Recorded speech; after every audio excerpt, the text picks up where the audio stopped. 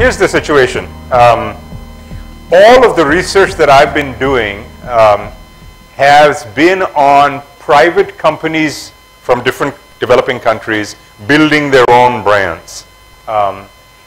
In none of these cases was there government involved in helping them. And at least in one of those cases, the government was actively involved in thwarting them. And that is the example of Venezuela. So you probably know the social-political environment in Venezuela.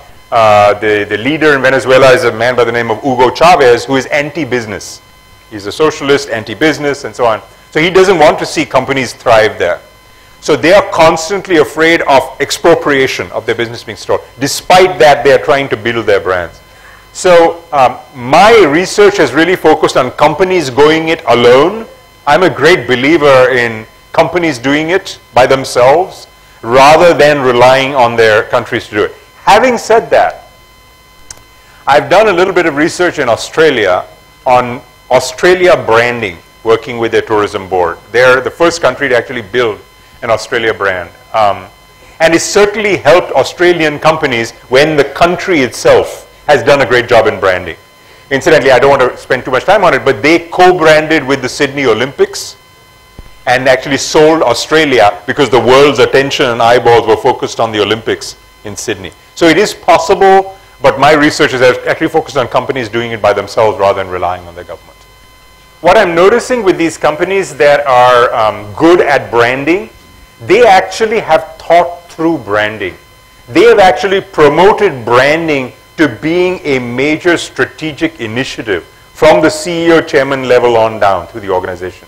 It is not something that's left to just the marketing department or the advertising group or subcontracted out. They take branding very, very seriously. So if in fact, and I don't know ICICI, their background and so on, if in fact there are companies that are taking branding really seriously and are doing their homework on these sorts of things, on what sort of a strategy do I need to use, understanding best practice among the top 50 to say how do we do it, what's the way, what can we learn from the most successful companies, then I think there is an opportunity for Indian companies to build their brands and to rise. So I think rather than an external market effect, which happens to be the GFC, the global financial crisis, and how it's affected certain companies and not others, I think this is more, what my research is more about careful strategic thinking, focusing on branding and making it the top strategic initiative for the chairman of the company and the top management of the company. So it's more thinking rather than what inside the company rather than what might happen in the outside environment. I think there are a number of Indian companies that are interested in doing this.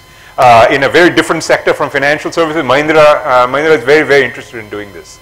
So Anand Mahindra is very interested in building global brands. The Tata organization is very interested in doing this. Their problem is that they've got some brands that they've acquired, like Tetley Tea. And although Tata Tea is very big, they're not sure they want to associate Tata with, make it Tata Tetley. They acquired Land Rover, but they're not sure they want to make it Tata Land Rover. Right? So that's their problem. On the other hand, Taj Hotels, they're keeping Taj Hotels to kind of grow international. So they've got a sort of a mixed track. So there are companies from India that are trying to do this.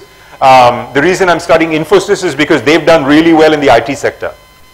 Right? So they've done certain things really, really well. What's interesting to me about Infosys is they don't spend very much on marketing and certainly not on traditional advertising. It's all relationship building. So they're doing something else.